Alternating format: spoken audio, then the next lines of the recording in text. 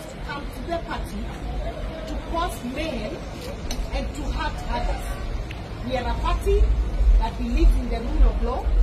We are a party with very clear ways and means of dealing with our conflicts, and we do not in any way support what has happened today and the goons that have been brought to the party headquarters to bring chaos. Therefore, I wish to announce that we are going to have a National Executive Committee meeting, NEC meeting, and it's an emergency meeting on Friday to resolve the matters that have emerged in the party since yesterday.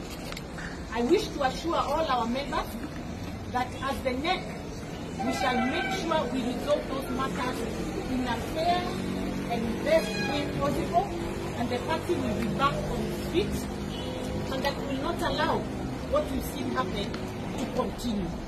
So be rest assured that we've taken this matter very, very seriously, and will take the necessary action on Friday after the National Executive Committee meeting. And we'll be able to announce to our members and to public the decisions of NEC, because that is where decisions are made. Our decisions are not made in the streets. Our decisions are not made through political hooliganism.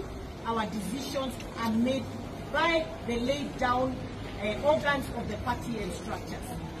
Ningetaka kuchukua hii nafasi